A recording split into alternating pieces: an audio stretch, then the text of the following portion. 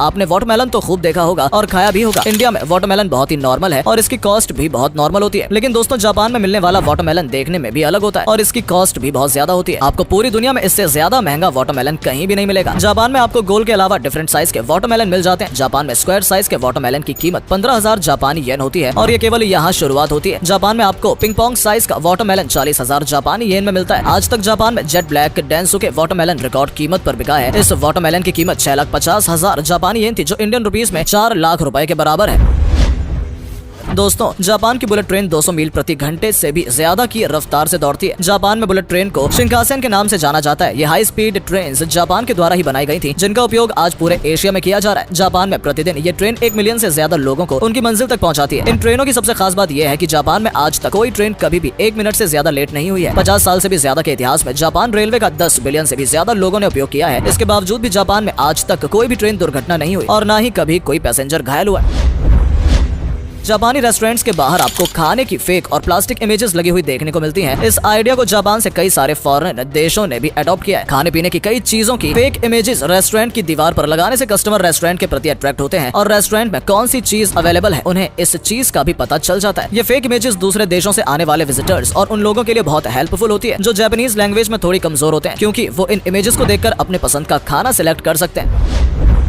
Japan में taxi driver remote control panel का use taxi के दरवाजे को ओपन और बंद करने के लिए करते हैं। यह कस्टमर के लिए एक एडिशन लेवल की सुविधा है और पहली बार जापान आने वाले लोग इसे देखकर सरप्राइज भी हो जाते हैं। इस टेक्नोलॉजी का आविष्कार वर्ष 1964 में टोक्यो ओलंपिक के दौरान किया गया था, ताकि ओलंपिक के लिए आने वाले लोगों के लिए टैक्सी ड्राइवर को बार बार अपनी टैक्सी से बाहर उतरकर गेट को बंद या फिर खोलना ना पड़े।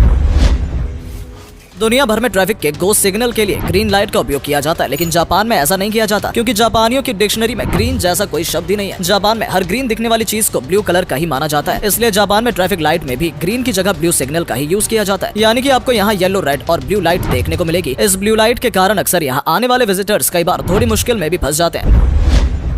दोस्तों जापान टेक्नोलॉजी का जीता जागता उदाहरण है। जापानी लोग टेक्नोलॉजी में इतने आगे हैं कि उनकी टेक्नोलॉजी आपको बाथरूम में भी देखने को मिल जाएगी। जापान में हाईटेक रेस्टरूम बहुत ही कॉमन है। इन हाईटेक रेस्टरूम में आपको adjustable water temperature, noise cancelling sound और बैक साइड स्प्रे और इसके अलावा बहुत सारे फीचर्स देखने को मिलेंगे। इन सारे फीचर्स का यूज करने के लिए टॉयलेट के बाजू में एक कंट्रोल पैड लगा होता है। कंट्रोल पैड के कुछ बटनों से ये सारे फीचर कंट्रोल होते हैं और यदि ये कंट्रोल पैड काम नहीं कर रहा होता तो टॉयलेट की दीवार पर वॉल माउंटेड कंट्रोल पैड लगा होता है, जिसे इसके अल्टरनेट के रूप में यूज किया जा सकता है।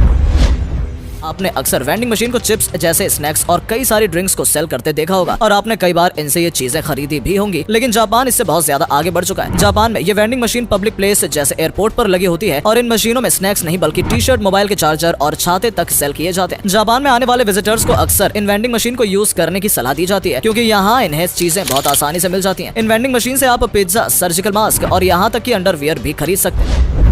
टोक्यो के अकीहाबारा डिस्ट्रिक्ट में ऐसे बहुत सारे रेस्टोरेंट हैं जो आपको सारी दुनिया से हटकर अलग सुविधा प्रदान करते हैं। यहाँ पर कस्टमर्स को अपनी पसंद का मेड और बटलर कैफे चुनने का ऑप्शंस दिया जाता है। इन रेस्टोरेंट्स में आपकी पसंद के हिसाब से आपको एंटरटेन किया जाता है, जैसे सॉन्ग और डांस आपको पसंद हो। इन रेस्टोरेंट में खाना बहुत अच्छा होता है। बटलर्स कैफे स्पेशली पुरुषों के लिए डिजाइन किए गए होते हैं। ये आपको जापान के बाहर कहीं भी देखने को नहीं मिलेंगे। इन कैफे में जो महिला केटर होती है उसे एक दिन के लिए क्वीन जैसा फील कराया जाता है।